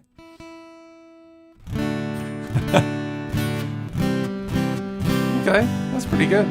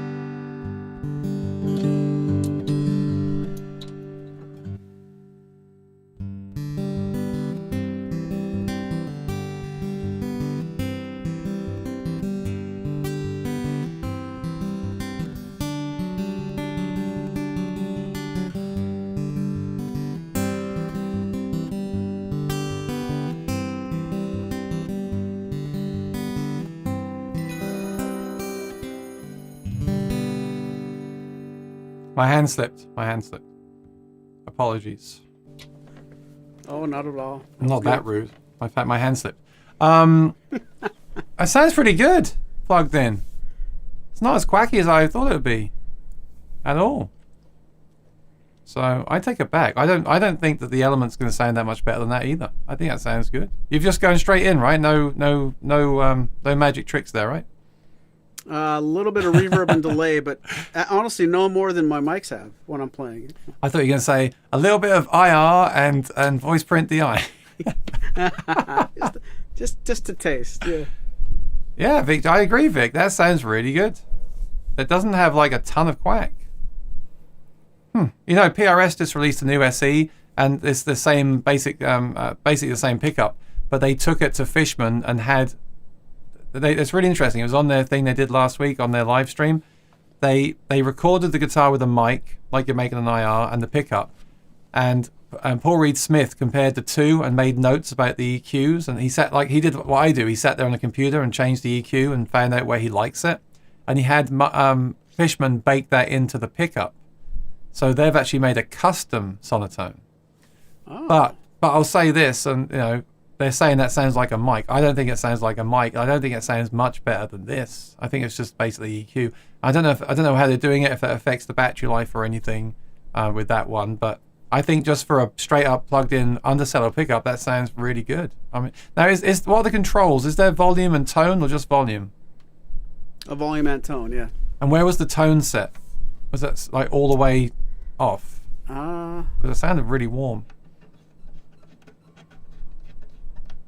It was, if there's 4 turns, it was like on turn 2, so it was. Okay. It wasn't near midway, but it wasn't at an extreme. Okay, yeah, I'm telling you, that through a good IR would be awesome. Did really you still want to hear if the tuner mutes the pop? I do. I was about to ask that. Can you put the tuner on so it's muted, and then quickly pull the jack cable out? Everyone, watch out! It might be loud if it doesn't work. Ah, still did it. Maybe jump. Yeah, because what happens is it's muted it, but as you pull it out, it turns off the tuner and it still makes the noise. So don't do that. There's only one company that figured that out. It's Cole Clark. On a Cole Clark, you can do that, and it cuts off the circuit, and there's no noise. Oh, and really? they're the only company that have done it. Can you believe that? That's weird. Lewis says, one day I'll get one. Image bearer says, oh, I'm glad we did that because now it saves you having to do that at your next gig. So remember, don't do that. Great experiment. It is. It would have been cool if that worked. All right, we have a good question. Our final question from Jim. He'd like us to discuss why would you pay $2,000 for a laminated guitar? He's talking about the special with the burst. When for $1,300 you can get an all solid Rhodes series like the 0013E. That's a great question for Maury. Like, if a customer asked you that, why should I get that one when I can get that one with the all solid wood? Well, my first answer would be because of this playability. The 13E, the 0013E does not have this neck joint, the heelless design. So that alone, and when I say that, I don't just mean that it's more comfortable up here. This guitar is more comfortable to play everywhere when compared to a 0013E. So there's that reason. And then I would ask the customer, are you going to be primarily or completely only playing plugged in? Because if you are, then the laminated back and sides aren't necessarily a downside at all. If those two questions don't really help you with your answer, then maybe you make a lot of sense to go to the 0013E if you're playing mostly acoustically and you don't need or want the benefits of how this plays. You could make the argument that on paper at least, and that'd be a good comparison video, a 0013E should be more resonant acoustically in the room than the SC13E, but I'm not going to be on camera now telling you that is a fact, but what a great question that really is, honestly. And remember, comparing gear, I do it all the time, it drives me crazy. It's very hard to compare two things. I do agree with Maury on that. Like, this guitar is almost incomparable because it's so different. You know, yeah, it's well, at least compared to the one he said, it's a different instrument. So yeah, while that might be solid wood, this one has all these innovations and R&D. I say the same thing to people about the Acoustasonic. They say, why is that $2,000? And I say, well, think about all the R&D that went into that guitar for a start, and all the new technology they had to develop to do it. I'm not making excuses. I still think, when I saw. I didn't like the marketing they released when it said something big is coming, because to me, I got disappointed, Maury, because I thought big meant a big guitar or a big thing. Like, I thought it meant like the 42 model, the 20, like, I thought it meant a 28 or 42. I thought it meant a bigger body. When they announced these, I felt a bit deflated because I was like, well, I don't understand. I can't put those two things together. I didn't like that. I would have said something special is coming. Yeah, and that's the marketing thing, and I don't pretend to know, but they have to make it attractive enough to get your attention, but not more attractive than that. Like I'm sure that's a tough job. I wouldn't want it. I really wouldn't. Something average is coming. It's like, who cares? But no, I don't know. I think that's really, really tricky. You got to get everybody really, really excited, but not any more excited than that, and it's who knows. Because I just think the word big was just strange to me. And yeah, you're right. Because if you underhype it, you're underselling your product. And if you overhype it, you're going to annoy people. I was going to say something else. You're going to annoy people. So I get it. But of course, with someone like me, because I'm so waiting for like a 28 version with a new pickup system. And then you get these. Of course, the first reaction is, where's the one? But then think about it. The NAMM week last week was really fun and cool, and you did get the Silver Sky, which is great. You got the new Martins. You didn't get a ton of new stuff, and you didn't get anything like really big, because I think they're all saving these things for June, because in June they're having the physical event where they want people to actually hold these new ones in their hand and say, Look, check this out. So I think we were never going to get that much stuff this week anyway, and it turns out we didn't. I got excited because of the PRS thing and all that. So I thought we were going to see a lot more gear last week, and the whole thing just kind of passed by. But I think June will be the focus. Having said that, I don't think they'll release like a 28 kind of style one in June, because these probably won't ship until around May at the earliest, I'm guessing. So why would they then release another one in June? I'm guessing we'll see higher end versions of these maybe next year or later. And that's why, like with computers, like, don't wait, life is short. Like, if you want the guitar, it's getting like I started the show with, it's getting like Apple, isn't it? Like, oh, I'll wait for the 28 and maybe they'll have a new pickup. Maybe Martin will have a new pickup next year. Well, you know what? Yeah. So I'm not. Again, I never want to sound like a shill because I'm really not. I am independent. My thoughts are my own. Of course. No, but I people might think that I'm not. I'm not. I'm not working for Martin. I'm not trying to sell. I mean, like I said, Maury's got these in stock, and if you want to get one, you should give him a call. But I'm not doing this to push them because he's got them. That's my honest thoughts. And my biggest frustration really is with, I mean, it's great that Kookie's making IRs for people and pushing all that, and I'm so happy he's doing that. But I always get frustrated that it's now 2022, and why can't I just get that pedal that makes this ready to go? That's my biggest complaint, I think. But that might happen because I've heard that Aura HD is coming. It might happen that we can do that ourselves, and that will change the whole game, I think. Because at that point, it takes all that stuff out of the equation for a lot of people. Sure. So maybe that will come at Summer NAMM, and that'll coincide really nicely. And we'll see. Again, I haven't tried that, so I tried it on the Modern Deluxe, but I haven't tried like that new thing that will be coming. And it's dangerous to think just because something new is coming, it's better or going to be good. We always have to try stuff first. That's why I like to make the videos. All right, so he said for a direct signal, it sounds better than I thought it would. I felt the same way. Image Bearer says, LOL, great experiment. No, he means the pop. Yeah, sorry about that. Nothing worse than when you're at a gig and I don't think I've done that in a long time because I have like a tuner on the floor that mutes the signal. But if you ever done that, you know how embarrassing it is because everyone does this. Or if you get feedback, everyone does this. Oh, what are you doing? Turn it down. Yeah. And then the rest of the night, you've messed up because you're going to have to turn down because they're going to assume it's going to happen again. And they'll keep asking you to turn it down. So don't ever do that. So yeah, I love having the tuner on the floor anyway. But if you're around the house and have the tuner in the sound hole, that's a nice thing to have. So I'll just finish these comments and we'll call it a day. There are cables that cut the signal. Yes, I used to use those BMO, but they failed on me because they had like a sheath around the cable. Sometimes it wouldn't work, so I couldn't trust doing it anyway. And eventually it got corrosion underneath that hood and it stopped working. It was a Megami, very expensive cable. So I don't use them anymore. I just use regular cables now. Yeah, for me, it's just like another thing that could go wrong. Unless, I'm sure there might be other versions that do work, but in my experience, I'm just like, keep it simple. Old says, I thought the SC13 was solid hog with Koa veneer and not laminated. Well, technically it's not laminate, right? Well, it's a solid mahogany core. It's a technical term. I think it's called Kaya, which is in the mahogany family. So it's a solid piece of Kaya mahogany sandwiched by two veneers of Koa. So the outside and the inside of the back and sides are Koa. So the Koa is the reflective wood.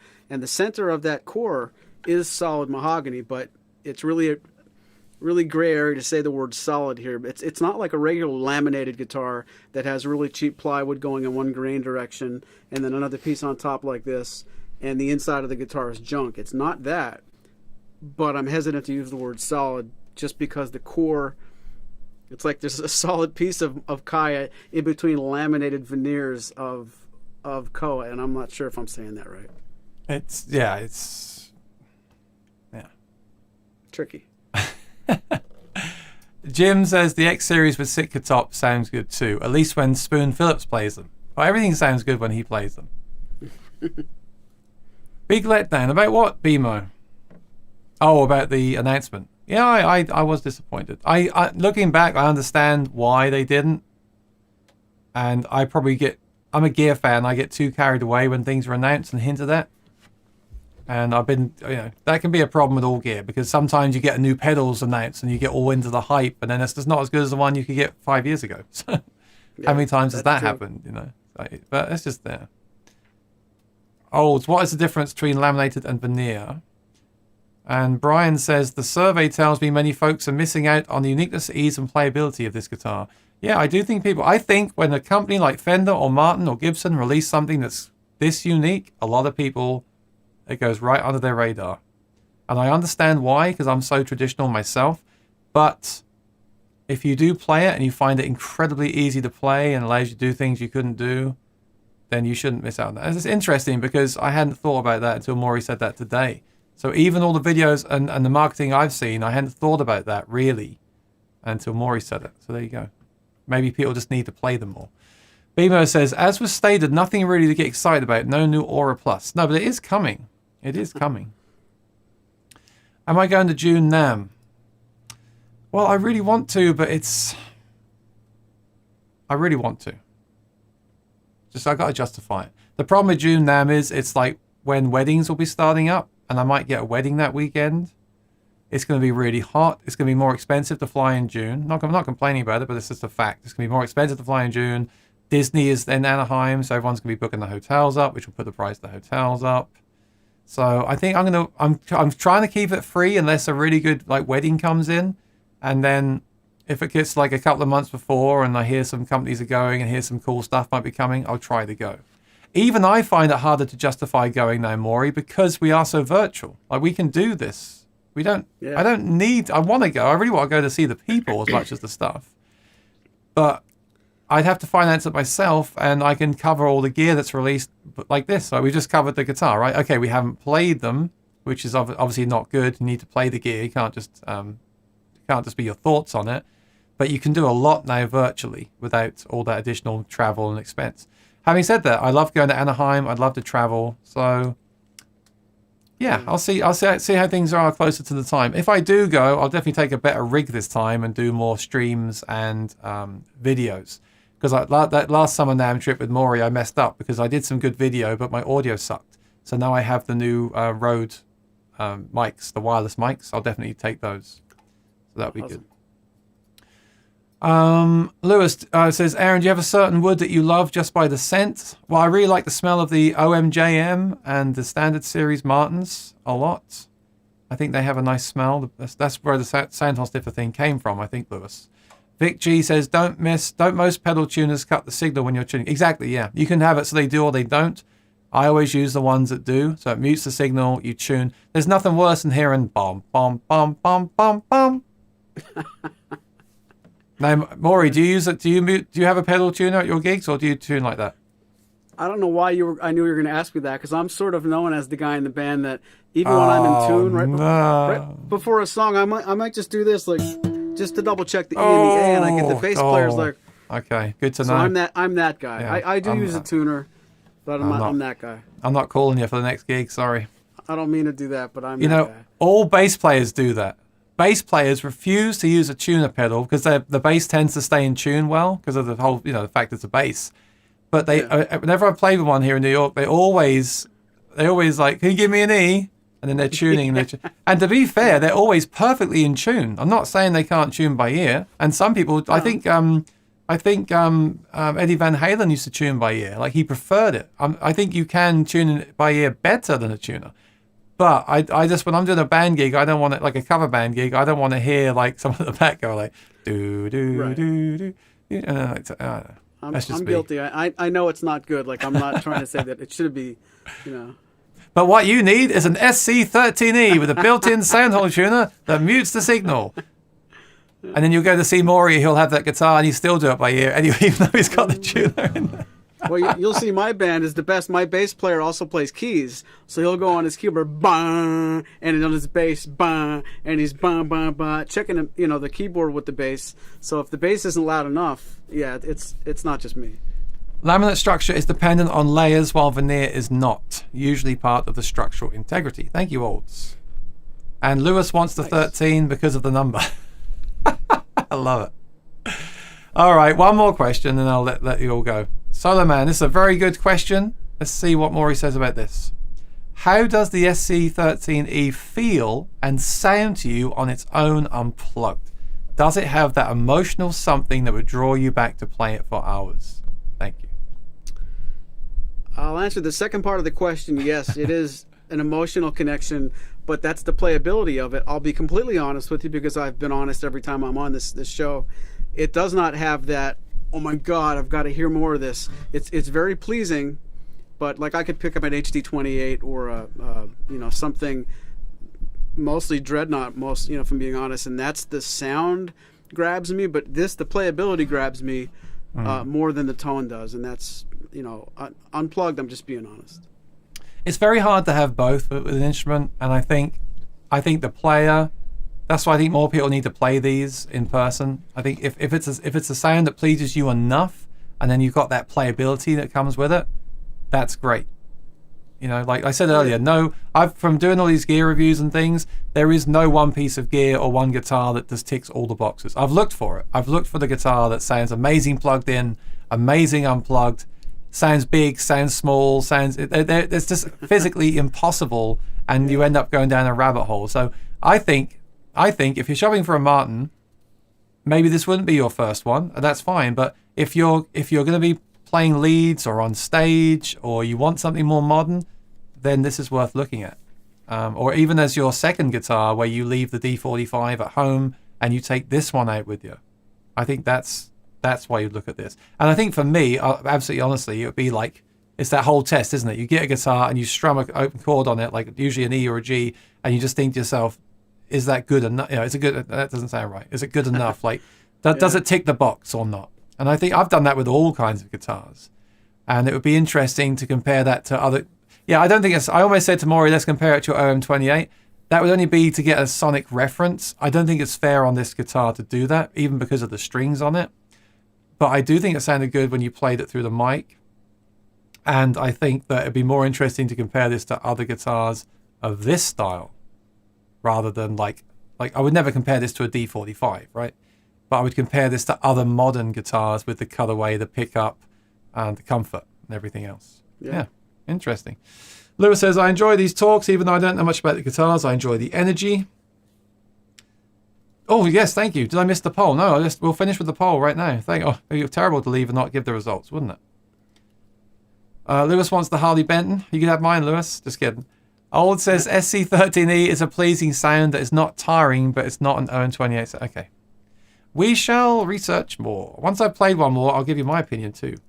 Thank you for your answering. Your perspective sounds good. Yeah, I like the honest answer, Maury. It's great. Good stuff. So we're going to finish with the poll. And the questions were, are you going to buy one? Are you not going to buy one? Or do you own one already? What do you think got the most answers, Maury? Probably not going to buy one if I know the chat. Okay, I just ended it. 1 second, it will pop up. I don't think a lot of people own this yet. I do. When they announced it, it was so kind of controversial, and I've mostly seen people buy them and like them more than people buy them and say they didn't like them or sold them. That's really what I'm basing a lot of my thoughts on. Okay, you're right. Congratulations. What would you get? None of them. 63%. I want to get one. 26%. And I own one already. 10%. So there you go. And then we're going to finish now. But I think the question for me would be, if you want to get one, which one would you get? And I'm interested to see people have said you're not going to get any of them. Have you actually played one? So I tell you what, if you've got time tonight, you can put that in the comments for me of the video. That'd be great. Yes. This is all interesting research for me as well for my channel. All right, that was a cool episode. I enjoyed that. I've done a video on this. Maury's done a video on this with Spoon. This is our third one, so thanks for coming along for the ride a third time. Probably won't talk about this again next week, unless Maury has some that we can check out on the channel. I don't know yet. Next week, though, we might have for everyone that's stuck around to the end, we might have a big announcement next week. But we're not going to announce it in case something doesn't work out. So if we don't announce something next week, it didn't work out, and you can just feel sorry for us. And if you're here next week, we might have a huge announcement, which I think everyone's going to absolutely go crazy about. So I'll just leave you that excitement. I think something big. Really cool. It's big. Oh, yeah. See? No, but I guess it's all relative. To me, the announcement is huge. So I guess it's all relative. Maybe with the guitar, I was like, I wanted what I wanted and I didn't get it, right? Maybe to some people that was a big announcement. Oh dear, that's funny. I'm gonna make a flyer for next week. Something big is coming. It's Aaron Short. Regular size is coming. Well, I am big. I'm 6'5", so. Yeah. Okay. All right. Everyone, thanks for being here as always. The show's nothing without you. The chat and your thoughts are really what this is all about. Thanks to Rosanna for moderating. And thanks for Lee for being at work today, so Rosanna can moderate. And I'm just kidding. I know Rosanna works hard too. Sandhole Sniffers, you want to support the channel? Go and buy a Sandhole Sniffer mug or t-shirt if you haven't already. If you already have, go and buy another one. Then I can go to Summer Nam. That'd be great. Thank you. All right. Lewis says bye. Yep, bye everyone. Thank you. Maury, quick rundown of your schedule this week. Same as always. Yep, podcast Tuesday, virtual tour Wednesday, and maybe Martin versus Martin Thursday. Stay tuned. We're not sure. Okay, and definitely tune in next week because it's going to be, if it works out, you're all going to go crazy. It's something really big. Really big. Something big is coming. Something big's coming. All right. Maury, play us out, please. I'll see you next time. Bye, everyone. Thanks, everybody.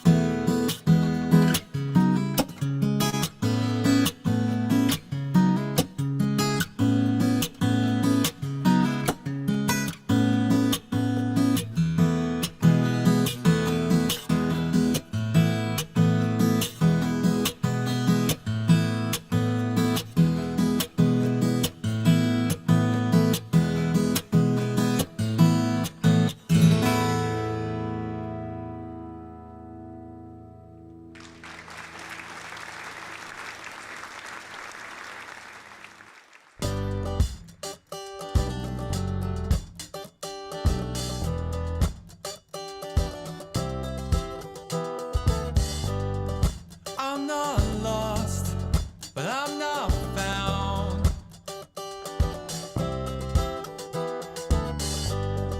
I'm not up, but I'm not down.